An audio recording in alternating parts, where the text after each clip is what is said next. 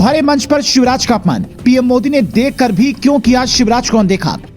अपने ही गृह राज्य में शिवराज के साथ ऐसा व्यवहार, क्या मोदी मामा में सब कुछ ठीक नहीं चल रहा है। जिन बहनों ने शिवराज के चेहरे पर दिया वोट, उन्हीं बहनों ने कैसे बढ़ाई दोनों की दूरी, सुनिए कहानी।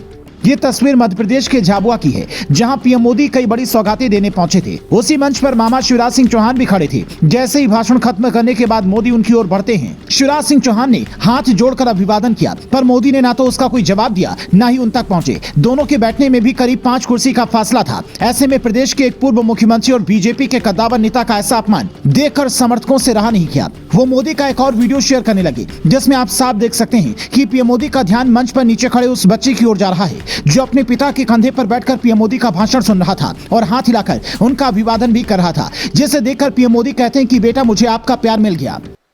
बेटा, तुम्हारा हाथ दुख जाए, दर्द करेगा, बहुत बहुत तूने किया, मिल गया मुझे बेटा, मिल गया मिल गया तेरा प्यार अब तेरा हाथ दर्द करेगा बेटा। अब हाथ नीचे करो, मुझे मिल गया, शाबाश, समझदार हो। तो सवाल है कि जब उनका ध्यान हर छोटी सी छोटी बात पर चला जाता है, तो मंच पर दो बार हाथ जोड़कर कई सेकंड तक खड़े रहे शिवराज सिंह चौहान उन्हें क्यों नहीं दिखे। क्या मोदी और मामा में सब कुछ ठीक नहीं चल रहा है। सूत्र बताते हैं कि शिवराज सिंह चौहान सीएम नहीं बनाए जाने के बाद जनता के बीच में जो बयान दे रहे हैं, उससे हाईकमान खुश नहीं है। कभी शिवराज ये कहते हैं कि पद क्या करेंगे, तो कभी कहते हैं कि पद जाने के बाद लोग अलग अलग ही व्यवहार करने लगते हैं। तो क्या उनके पास सीएम की कुर्सी नहीं है, इसलिए पीएम मोदी ने उनका अभिवादन स्वीकार नहीं किया। सियासत में उनसे कम अनुभवी मोहन यादव भी इसी मंच पर पीएम मोदी के साथ ही, वो प्रदेश के मौजूदा मुख्यमंत्री हैं, तो उनका साथ होना कोई बड़ी बात नहीं थी। पर पीएम मोदी ने शिवराज सिंह चौहान के अभिवादन पर ध्यान क्यों नहीं दिया, ये बड़ी बात है।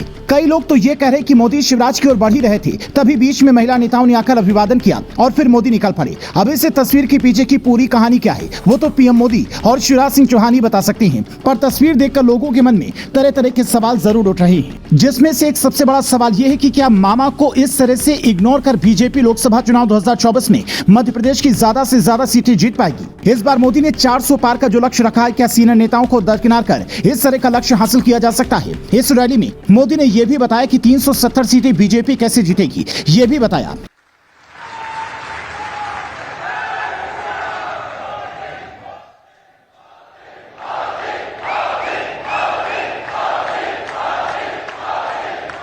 साथियों, कुछ दिन पहले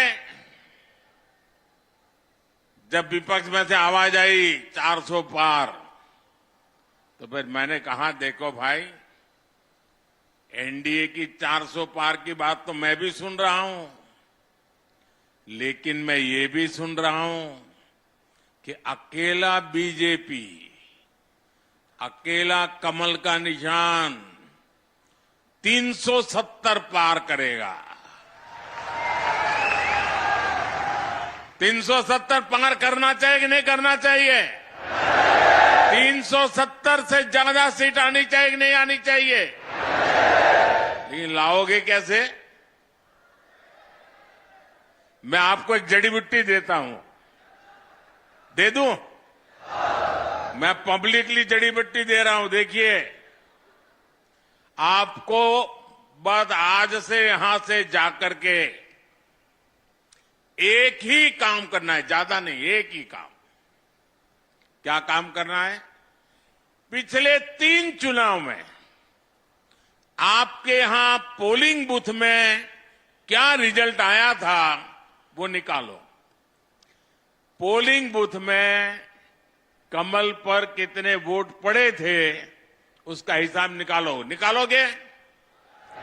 3 चुनाव का निकालोगे?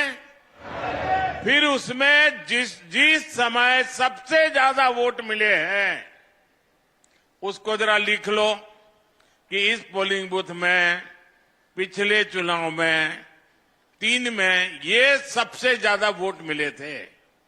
लिख लोगे? जरा जवाब दीजिए, लिख लोगे?